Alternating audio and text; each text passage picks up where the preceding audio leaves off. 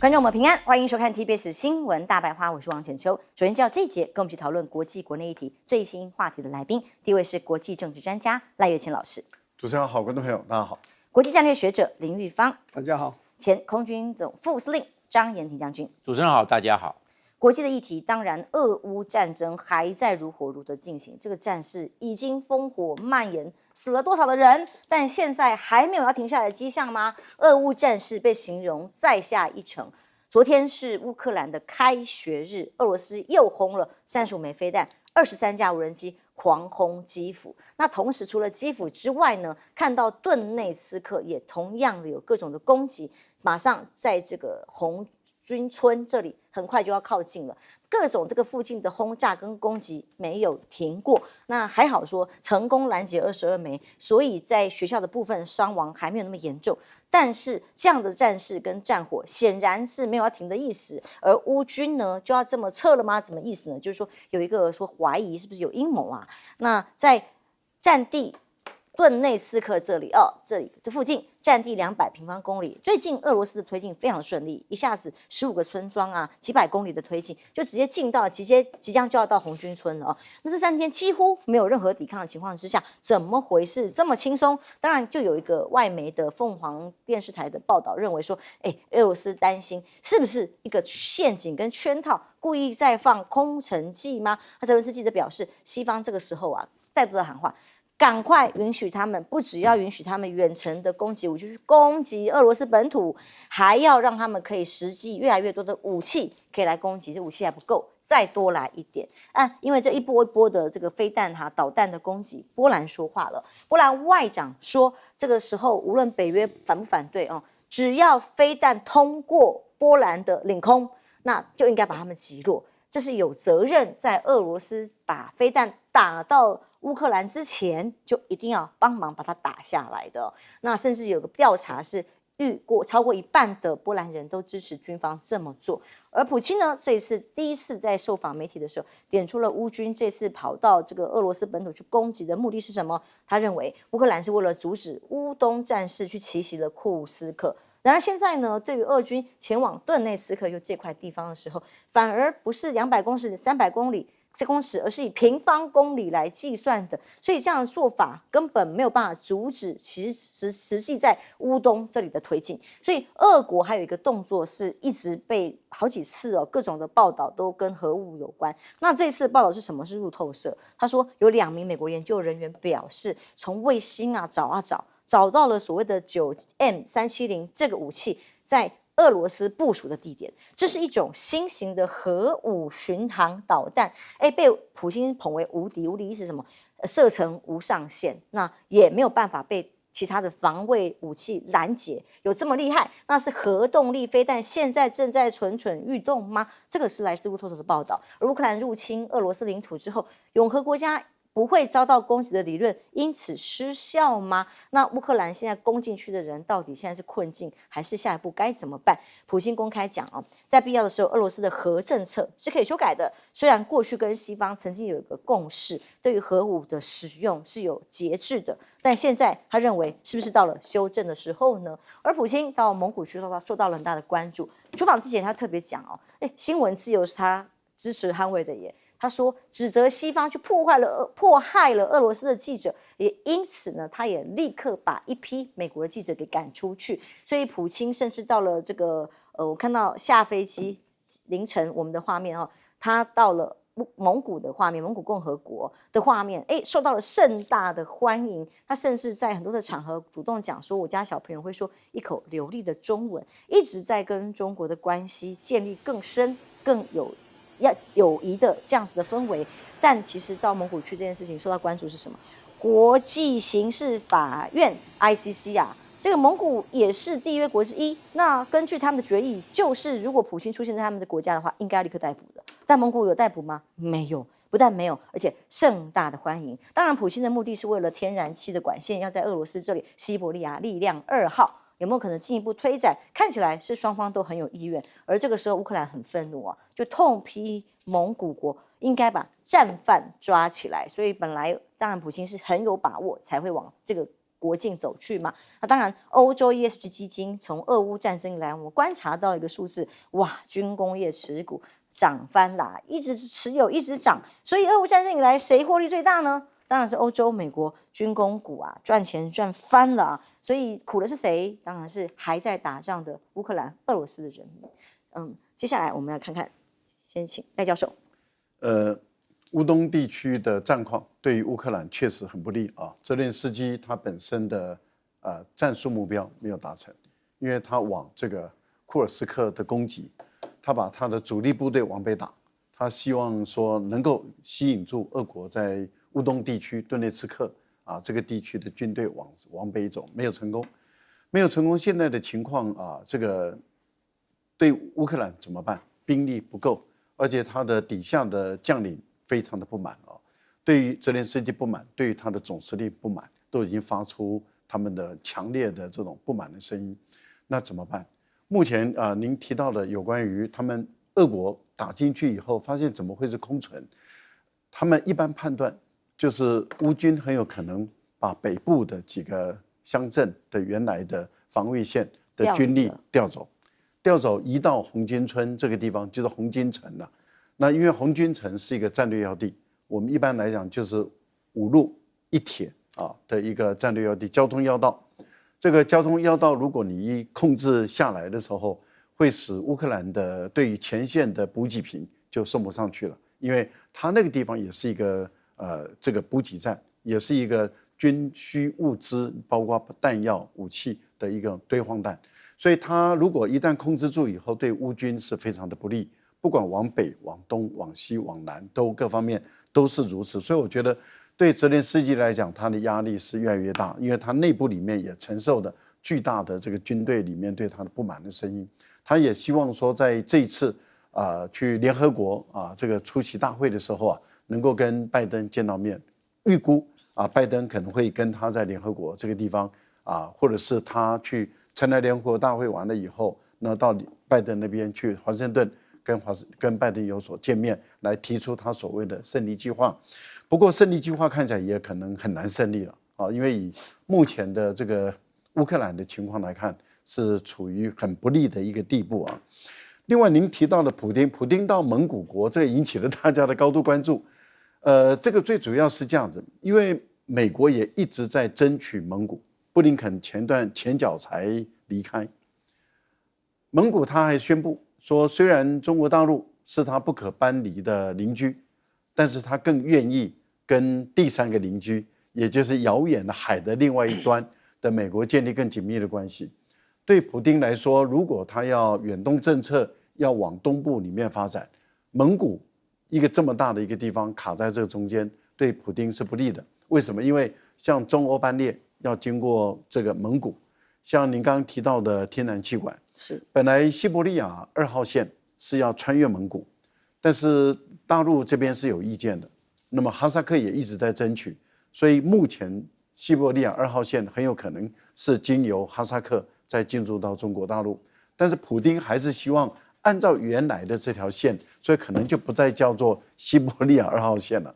目前有一个新的名词在产生，那也就还是一样，从俄国、蒙古到中国大陆，但是这个部分还要跟中国大陆来谈。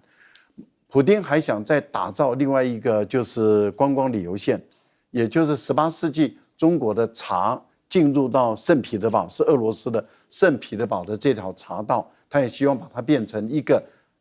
中国大陆进蒙古再进这个俄罗斯的这个观光旅游线。那如果是如此的话，这个就涉及到蒙古本身已经规定7月以后，中国的自驾游的车辆不能进蒙古。那这个部分里面很明显的，你就看到蒙古跟中国的关系，目前来说并不十分的友善普丁这一次还引起大家关注的第2点，就是 ICC 直接挑衅的问题，直接挑战 ICC。那很明显的，蒙古国是缔约国，但是蒙古国不理会 ICC。在过去有不理会的缔约国，他们最后的国家元首被 ICC 提到安理会去被惩罚、被制裁。但是由于普丁本身就是安理会的5大常任理事国，所以他一定是一票否决。因此蒙古有恃无恐，他很明显的，那他就不在乎你安理会不会，因为安理会绝对不会通过对他的制裁。将军，我们怎么看呢？在这次俄罗斯的攻势最近以来，一直是一波又一波用飞弹导弹的攻击。那现在甚至被说有核动力飞弹正在酝酿跟部署当中，怎么看？我认为乌克兰在这一方面，他是犯了3个的战略上的错误。第一个，我认为他这个跨境作战跑到这个俄罗斯的库尔斯克去，他的兵力上应该是要集中部署的。因为乌克兰的兵力是薄弱，相对于俄罗斯，他这次还跨境变成两面作战。那两面作战，整个战线拉长，兵力整个分散，分散很容易被俄罗斯各个击破。而且俄罗斯本来就是强，乌克兰本来就是弱，弱你再分散，又更容易被各个击破。我认为他这个第一大战略错误就是库尔斯克已经要跨境到库尔斯克去占据局部的俄罗斯的领土，不如光复他原来在乌克兰境内丢掉的失土，他要光复才对啊。不要去跨境作战，因为兵力分散对乌克兰来讲是不利的，很容易被我们讲俄罗斯的军队各个击破。是这样。第二个，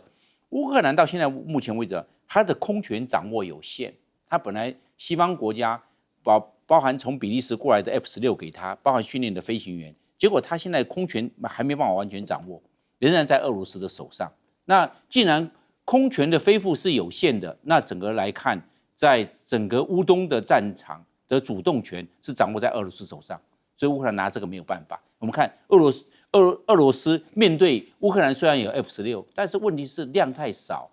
那所能够产生的战术的成果是有限的，所以俄罗斯没有在怕。但是乌克兰来看的话，那个既然没有办法恢复空权、掌握空权，那整个在地面上的这个作战的行动陷于被动，那这是乌克兰目前的困境。第二个困境也没办法，它是陷于被动的。那被动，那整个作战的节奏跟作战主动权还是掌握在俄罗斯手上，我们可以看得出来，这是第二个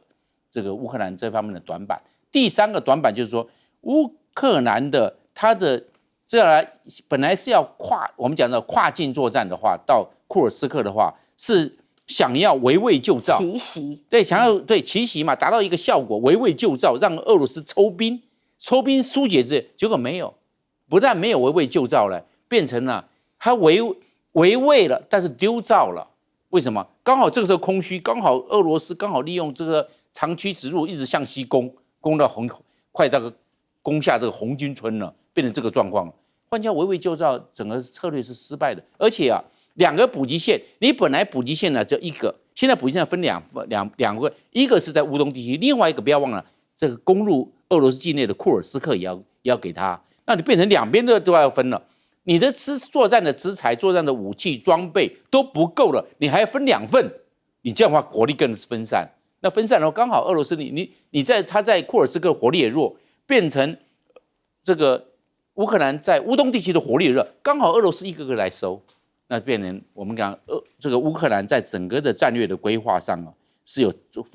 犯下重大的战略错误。既然补给是有限的，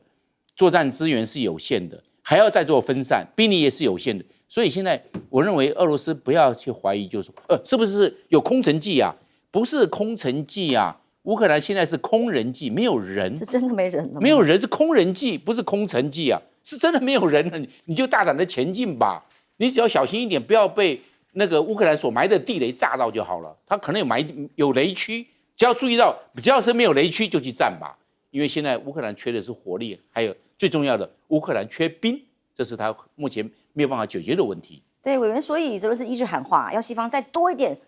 武器。那同时呢，美方也一直讲啊，最新是苏立文讲的嘛，这已经是最后一个版本的中战和平版本，希望促成俄乌和谈，怎么看？这和谈的日子还早了，我认为这场战争就持续打下去，还要打多久，实在是不晓得。我们只是说提醒大家，这个列宁格勒战役的时候，俄国在最绝望的状态之下，我讲苏联啊，这个战争还打了872天呢。所以我的意思是说，你这个战争你要和平，一定要是俄国答应，因为他是主导者。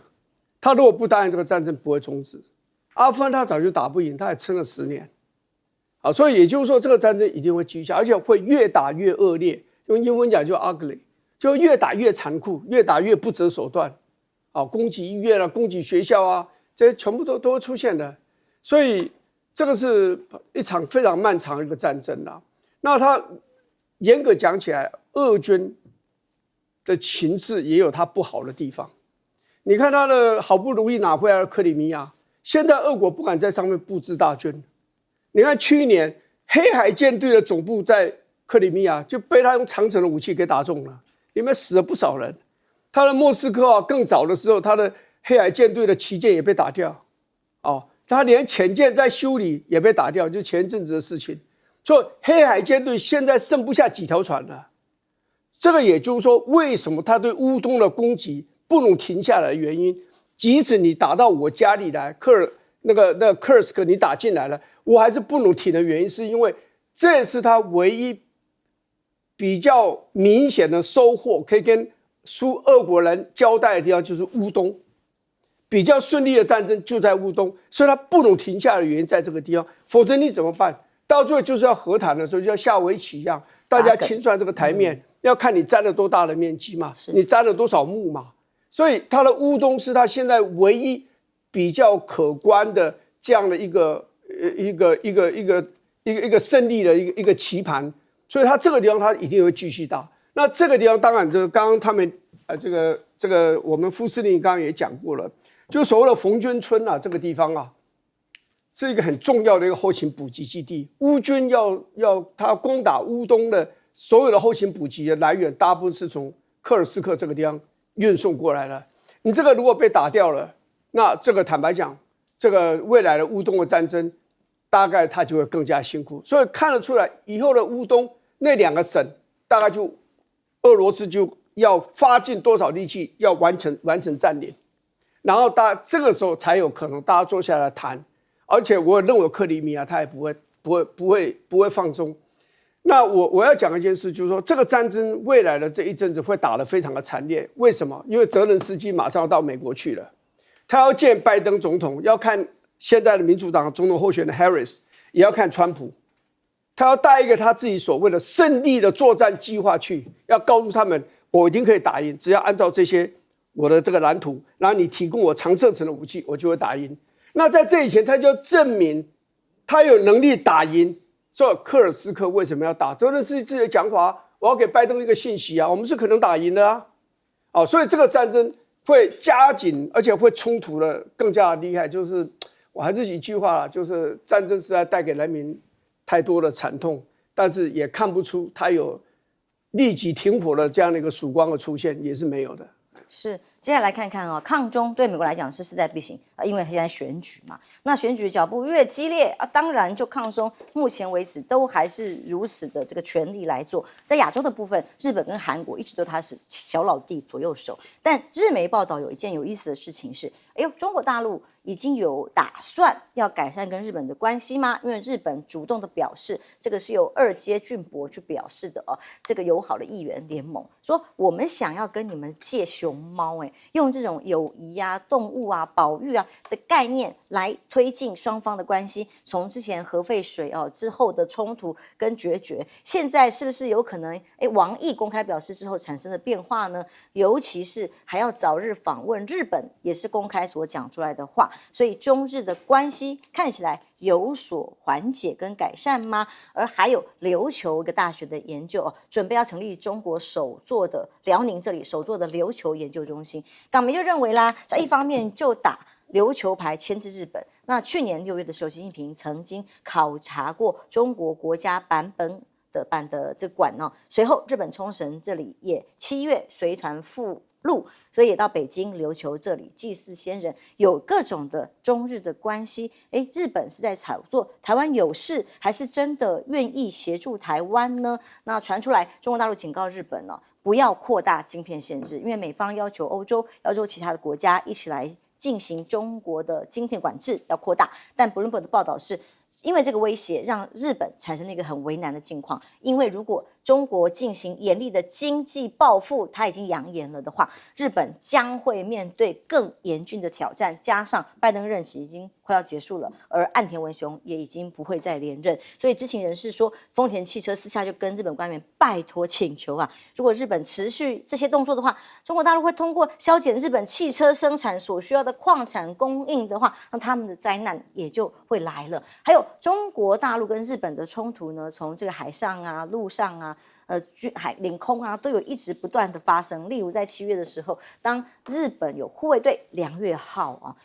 闯到了哪里呢？通过了中国领海。当时在中国浙江领海出现的时候，北京当局就严厉的抗议。当时日本说：“这个是我们这个航行权啊、自由啊，没有问题。”结果这样做之后，中国也立刻回应，还有回应的日本的做法。马上8月26号有中国空军运9侦察机到日本领空，然后8月31号中国海军测量船海洋25号也到日本领海。那这次他的说法如何呢？外交部发言人毛宁说：“根据联合国海洋法公约啊，那这个地方都是国际航行的海峡。”完全正当跟合法，所以有来有往，你如果过来，我也不会客气的概念。但美中的晶片大战又要再开打了吗？其实一波又一波，都是希望遏制中国大陆在这一块的发展。所以呢，面对韩国这里也说话了哦，韩国的贸易部长说，对于遵守美国要求国家公司的这种各种限制围堵中国啊，说可是你美国要付出一点代价吧，总要给我一些红萝卜胡萝卜吧。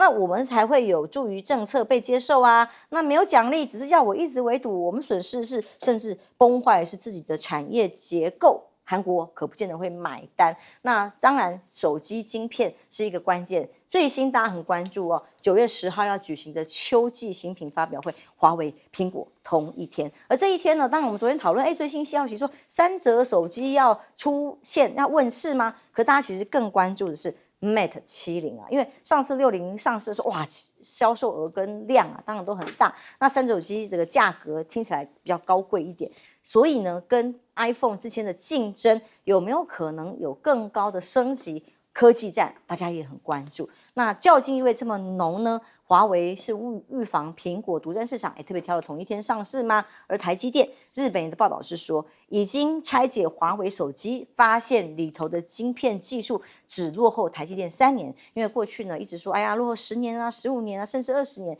现在已经拉距越来越近了吗？自主研发要逼着它成长的结果是如此吗？这个是由日本半导体调查企业的社长所表达的。那 Intel 的执行长季辛格则是说，多国啊跟中国现行的出口政策，加上中国没有跟半导体产业的连接，让晶片制程落后10年，看起来是这样吗？他说还会持续下去。现在是不是翻转到了一个不一样的境地哦？赖教授，你认为中日的关系现在正在改善吗？要看状况而定了哈，因为二阶俊博是日本自民党执政党前干事长，而且是对中国大陆关系比较好、比较友善的。那现在是中日这个友好的联盟的会长他这次率领的一些代表团到中国大陆去。那王毅也在会见这个苏利文的时候利用下午的时间跟他有一个会谈。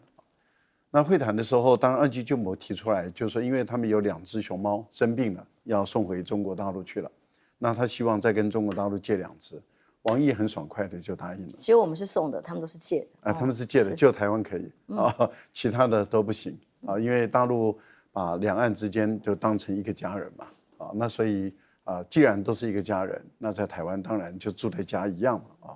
那但是在国外那就不行了，那就是借了有借要有还的，而且孩子一生下来也要还的这样的一个情形。这个就是对日本就在释放出一个讯息，就是说大陆是有意的是希望能够改善跟日本的关系。可是如果日本继续在安全上，也就是在军事上，那么去挑衅中国、追随美国例如说我们看到了他在您刚讲的7月4号穿越中国浙江的领海，而且长达20分钟也不愿意离开，后来是被赶走的。然后呢，又拉了北约的国家，又把北约的办公室设在这个东京然后这个拉了北约的国家在中国的周边举行军事演习。那在安全上，在军事上一直在对抗中国大陆，然后在经济上也是在追随美国，在科技上也在追随美国，要打压中国，让中国大陆在半导体方面能够走不上来。因为目前传出来的是日本的东京电子，它本身对于半导体设备，岸田文雄有可能做一个决定，在下台前要做一个决定，就是不让日本的东京电子的这些半导体的设备卖到中国大陆去。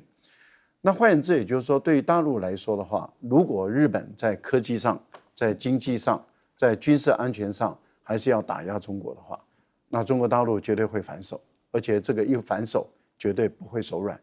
那这个最指标性的，那就是在前几天就是您提到的8月26号左右吧，中国大陆的战机，也就是运9，运9，对不起，对，运9侦察机，对，运9侦察机，它就穿越了这个长崎县外的这个男女群岛，那个地方是有点争议的，但是就穿越在那个地方穿越了2分钟，而它一早就在那个空域里面去进行侦察了，然后在选择一个点的时候就穿越过去了。有关于这个海测船那大陆就有回应了，他说这是国际海域，所以不构成进入你的领海但是运侦这个部分，中国大陆就不回应了。那这个很明显的就是回应你的7月4号本身的穿越中国的领海。那也就是说，你穿越我领海20分钟，我现在只穿越你领空2分钟，你还欠我18分钟那这是开玩笑的。但是我们明显的看到大陆的态度就是在军事上一定是针锋相对的，在经济上，在科技上也一定是针锋相对。也就是说，你日本如果打压中国，那中国的反手也一定会重。所以丰田现在很焦虑，丰田他担心的就是中国一反手，所有的这些稀有金属，因为丰田目前还没有办法摆脱对中国大陆的依赖，它的很多的这些产品，例如说永磁铁啦它还是需要靠的是中国的供应，对，然后还有就是它的电池还有包括嘉泽、石墨，它都一样都要依赖中国。所以对于丰田来讲，他就很焦虑，他也希望他们的政府不要伤到他们自己的企业。那换言之，也就是中日的关系，你看，如果日本他不再追随美国，那中日的关系改善是绝对有可能。但是如果继续追随美国，那改善的可能性就不大了。当然，所以美国在大选很多的不稳定的因素在里头。委员怎么看在亚洲这里的变化，还有中美科技晶片大战？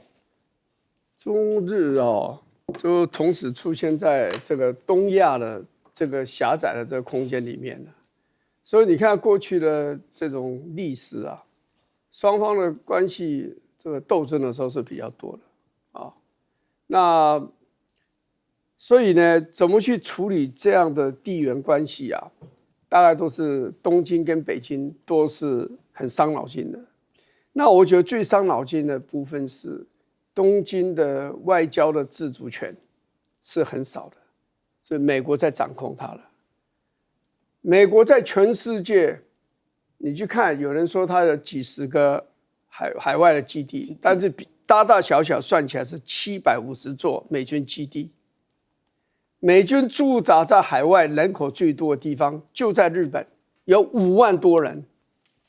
所以日本本身就不是一个正常的国家，不是一般的国家，它还在承受2次战后的美国对它的那样子的控制所以日本做了很多事情，它要配合美国。譬如你说晶片卖到中国大陆，它可以赚很多钱，可是美国不准它卖以后，他去寻找这个替代性的市场，其实不是很容易，因为大陆是个非常大的市场，南韩也遇到同样这样一个问题，所以现在就是要看了美国对日本的控制的那个欲望跟那个能力会不会削减？如果他控制日本，要去影响对中国大陆的外交的，还有经济的那个意愿跟那个能力没有下减的话，日本跟作为一个不正常的国家，它跟中国大陆关系也没有办法正常化。所以这种斗争都还会存在。对中国大陆来讲，其实日本是它一个非常重要的一个贸易国，而且双方呢又刚好在这个狭窄的空间里面有钓鱼台的问题，有东海的油气田的问题，所以他们彼此之间武力冲突的可能性是有的。现在加上说什么台湾有事，日本也有事，那这个冲突的这个因素，就至少是有3个因素是会冲突的。然后美国是积极的在让这个事态他的扩大盟国对中国大陆的打压的力度是在强化中的。所以这样子呢，你就说日本真的再怎么想跟中国大陆改善关系，或中国大陆想怎么样的跟日本改善关系，基本上都有一个最大的外来阻碍。那个外来阻碍就是日本，就是美国。而且我想，即使换了 Harris 上来当总统，或川普再回来当总统，美国对中国大陆的政策，那种军事、外交、经贸上的打压，我认为是不会停止的。所以从这里去看，中国大陆跟日本的关系的改善是会有限的，但是有限，它还是双方认为还是要做，因为双方都知道，他们彼此之间的合作，至少在经贸这方面，对彼此是有利的。彼此如果撕破了脸，双方都会重创。所以在这个基础之下，他们的外交要再坏，也有一个底，也不可能说破底，不太可能。将军，对，我们可以看得出来，这个中国大陆的这个运九侦察机，就是海上巡逻机进入那个南女群岛，有没有？它短暂停留2分钟。还有的就是中国大陆的这个我们叫海测船呐、海测船通过的这个鹿儿岛南边的这个群岛，就是土格拉群岛。土格拉群岛有个土格拉海峡，通过海峡。现在中国大陆都强调了，它是通过的是过境权，过境，我只是过境，我无害通过，这个不是军舰。这只是这个海洋对测量船，只是这个样无害通过。他讲了，这是过境权，所以因为你知道，大概第一岛链那个日本的这些列岛那么多的这个群岛，那么点多，那你通通封住了。他只是说在岛屿跟岛屿中间，虽然连起来12海里，12海里划过来，这个12海里划当然是连接在变成他的领海了。他说我过境，不叫过境，无害通过，没有武装，测量船没有武装的啦，是这个样。所以中国大陆有中国大陆的解释。那日本也有日本这方面的看法，你然后侵犯了他的这个领海了。但是从过去1年来看，过去1年中国大陆的这些测量船通过这个日本的相关的海，总共就有10次了，就10次。所以中国大陆这个方面是经常为之。那另外一个，我们来补充的就是讲到这个熊猫外交啊，熊猫外交，我认为熊猫外交是这个一时的缓和，没有办法这个永久，没有办法改善，这一时缓和而已，只是一个小小的筹码。但是没办法改善，因为历史的这种我们讲历史的这方面的对立，历史方面的这方面的记录都在，这个没办法化解。第二个，美日安保条约的对象就是中国大陆。你既然都有美日安保，这个是结构性因素，因为这是安保条约，美国跟日本那当然是面对的中国大陆，这个能够缓和吗？这个没有办法缓和的嘛。那第三个，主权的争端，钓鱼台主权争端60多年了，就在那个把行政权给日本之后，一直到现在60多年了，这个方面的主权上的争议根本没办法一时两刻来做解决啊。那这3个，你历史的因素、主权的因素、美日安保条约这方面的对抗因素，这个是长时间的，不是一时两刻的，几十年甚至上百年也没办法解决啊。我们看到，因为美国对于中国大陆的围堵不逐渐的把它跟俄罗斯之间的关系，越逼越近，越推越近，现在合作的关系越来越密切。那这个报道为什么说台湾要小心？报道这样做的原因是因为，居然在卫星上面发现，这是由日本东京大学公布的，他发现呢，有7月24号的时候，一架俄罗斯的轰炸机，有中国的空运运20这些中国军机一起在一个秘密基地起飞了啊。阿纳德尔空军这个基地，说这个起飞的地点呢，进行的是联合任务，可以说是俄罗斯有史以来第一次允许外国的军机可以驻扎在这个基地里，而这个基地呢，距离阿斯加非常近，600公里，20分钟就可以飞到了，所以引起了关注说，哇，现在俄国跟中国大陆的关系这么的密切了，而美国的海军陆战队呢，在反美的群体里头，其实很多国家还是有反美情绪的，因为干涉当地的政局嘛。土耳其这里就发生了一个很不可思议的状况，那个美军第6舰队到黄蜂号2栖攻击舰1号的时候到土耳其第2大港去访问，结果呢，船上的士官兵上岸去旅游，居然这个画面是什么？不是他的假发，不是他的帽子，有人给他看 body 啦，直接拿袋子往他头上套。然后还殴打了一顿，那因为他的求救，好不容易他同袍跑来救他才获救。那当时他们这些土耳其的当地的政治组织攻击的时候喊的是什么？滚回美国去！还有以色列，以色列现在正在有50万人的大罢工，施压政府赶快和谈啊，让人质可以放回来啦，因为现在又有几名人质被杀害了，所以对于这些以色列人来讲，最重要就是希望能够顺利的和平嘛，让人质可以回家嘛。但是法新社的报道，目前军方特拉维夫啊这些城市街道上还是在抗议当中，而显然政府方面仍然非常的强硬，是美国支持引爆各地反战吗？那还有南韩仁川机场这里居然发现有垃圾场啊，机场旁边垃圾场发现300多发子弹，怎么回事？但是庆忌之都在那里的是吗？怎么回事？说可能是美军离境之前，因为没有办法子弹带走啊，这是警察自己说的哦，可能是美军留下来的，还要查到底子弹从哪里来看看除了在各国美方的影响之外，太空也是啊。我觉得这个是惨绝人寰，6月份2名太空人就变困在太空。你在台湾在任何国家陆地球上也就算了，你在太空船舰坏掉回不来，6月到现在已经3个月了。那现在就是说，被发现通讯过程的时候有奇怪的声音，是什么声音呢？神秘噪音，很像脉冲，还是这种奇怪的波动？怎么回事？有没有安全疑虑 ？NASA 赶快相关宇航局都说没有安全疑虑。但是我相信2个太空人一定猝死了。6月到现在还可以待多久？所以现在 NASA 为了要赶快把他们救回来，就用 SpaceX 美国的这个民间的太空船啊，准备下次飞行2趟航班里面缩减2个人的位置，让太空人有办法回来。有没有办法做到还不知道啦。看太空人的惊恐，美国在太空的实力现在看起来也是连人都救不回来呀，更何况是这个以色列的这个人质。还有在巴黎奥运的部分，记得吗？当时在各种竞技里头一直看到中国大陆的选手被强烈的药检，一次又一次，跟美国待遇完全不一样。那结果最后药检出来，4例，中国151个人抽检零检出，214都是零检出。所以习近平在这一次接见选手的场合里特别喊，中国体育代表要拿道德的金牌、风格的金牌、干净的金牌，这才是中国的形象，要赢得尊重。那这种冲突呢，其实也有郑钦文这位中国大陆籍的选手在比赛赛场上被观众骂这个 yellow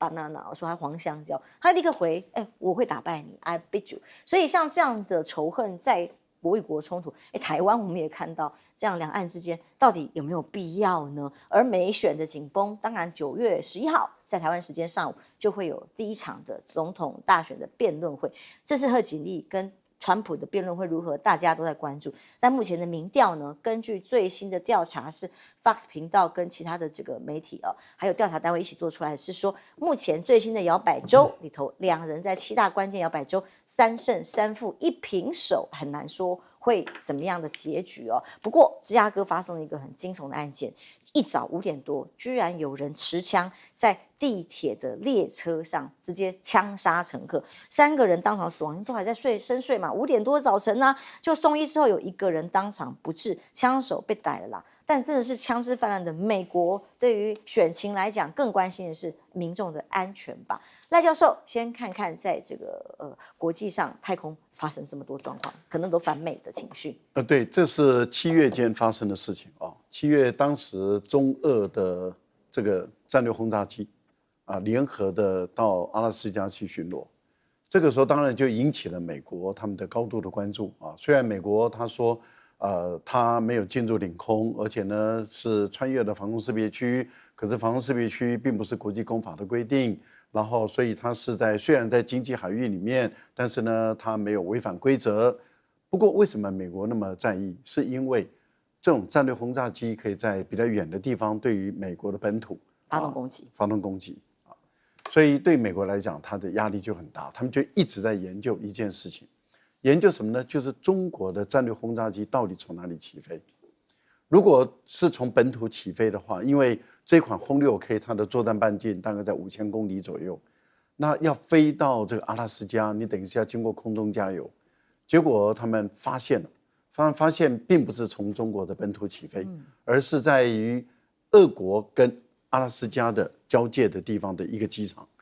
那么就在这个机场里面起飞，所以它等于是20分钟就进来了。这个当然就让美国人感受到，就是说中俄之间的军事的合作已经到了相当高的一个台阶，因为那一个基地在俄国来说是很敏感的基地。换言之，也就是它部署的更多的是战略轰炸机，可以打核弹的这些轰炸机，能够在第一时间就进入美国的本土，对美国实施核攻击。而它也让中国大陆能够打核弹的这种轰6K能够在那个地方停住。而且他们还发现，就是不只是轰6K，运20也在里面，所以他们就可以判断说，哎，那中国大陆未来跟美国直接交战的话，它的这个我们讲的是战略前沿，已经不是从中国大陆本土了，事实上是可以延伸到这个俄国的本土来对美国实施攻击。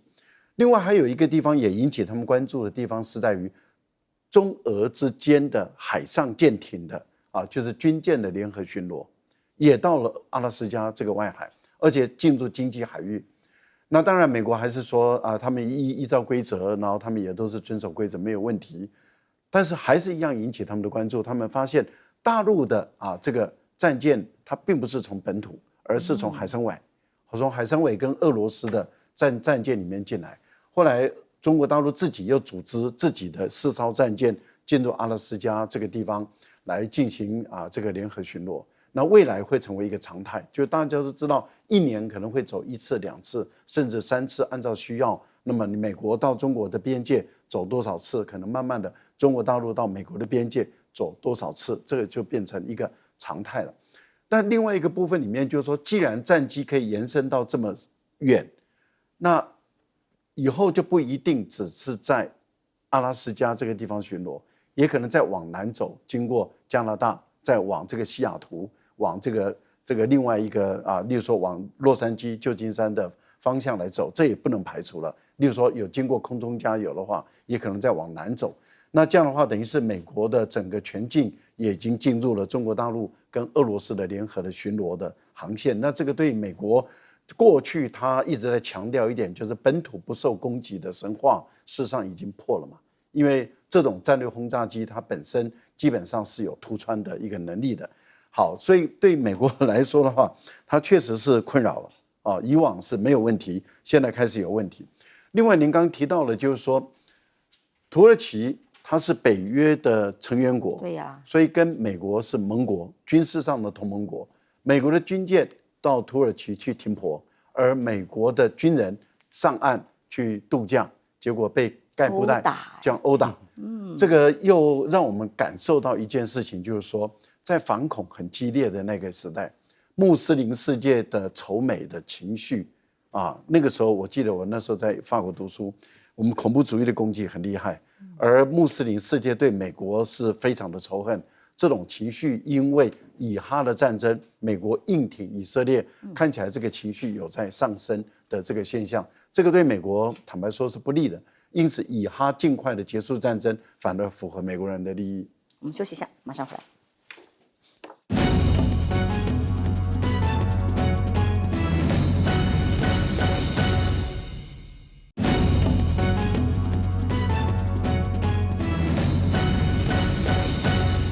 美国总统大选进入倒数，9月10号、11号台湾时间上午，准备2位候选人就要辩论了。目前摇摆州看起来呈现拉锯，委员。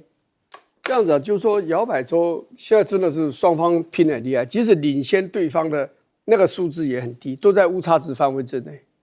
那现在比较可以注意的就是说，像那个国会山庄那个报，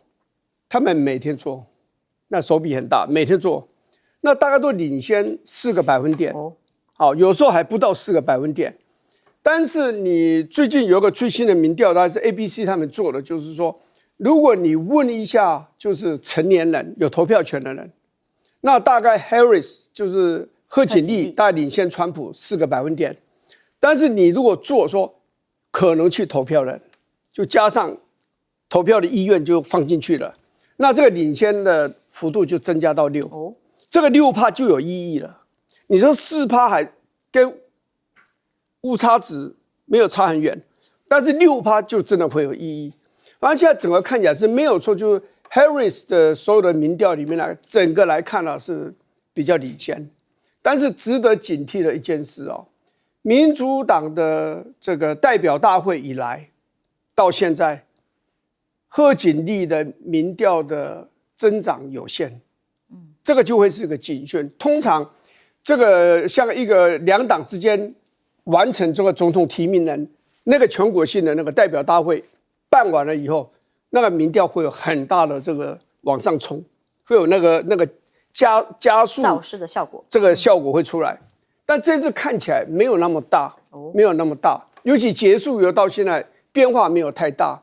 所以现在的真正的就是说决定的因素，很可能就是所谓的辩论，就9月10号的那个辩论。虽然辩论的规则到现在还不是很清楚，究竟要不要开麦克风要不要打开，双方那个两个辩论人，或者是要把它关掉，不晓得。其实我有个建议啦，川普你想关你就关嘛，贺锦丽你就把你的打开就好了。因为川普在那边捣蛋说的话，贺锦丽这个地方麦还是会显示出来的嘛。因为那个台子不算那么大嘛，哦。不过不管怎么，这个辩论的结果就很可能会影响，因为川普对自己是很有信心，因为他是兴风作浪、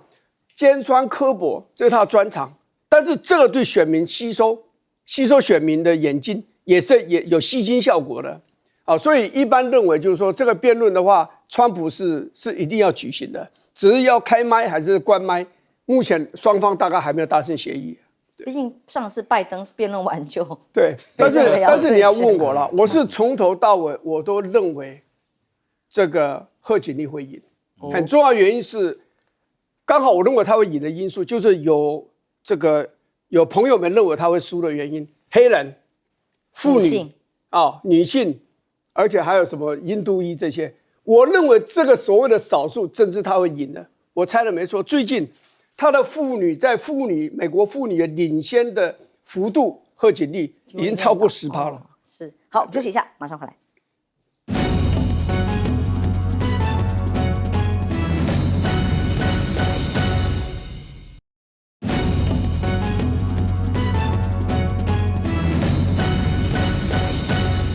中俄在军事上的合作，从秘密机场都可以有停降的这个联合演习，让美国相当紧张。对，这个阿纳德尔的这个机场，刚好你看它接近那个白令海峡，非常的近。换句话说，这个俄罗斯跟中国大陆之间呢，有这个军事上的合作，已经到达协作的这方面的地步了。因为一个前进基地，中国大陆的轰炸机要进驻。它的地面的装备都要进驻，包含它的加油设备、加液态氧的设备，甚至基本的维修的这方面能量都要建置。因为飞机有点小的故障，在当地就要排除，不要飞到原来的中国大陆的东北的机场，是这样子。换句话说，这边还包括联络组、联络官都要进驻在那边，要协调啊。这些包含后勤啊、油料怎么样补给，都要跟俄罗斯他们协调。换句话说，他们两个之间的军事上的这种合作上已经到达一定的层次。因为我们看到那个就是一个扼控白令海峡，白令海峡是太平洋进入北冰洋唯一的孔道。那将来的话，我看先有空军基地的中国大陆进驻，将来会有中国大陆的军舰也进驻到那边，要刚好扼控到整个白令海峡。将来北冰洋越来越重要，因为地球软化了，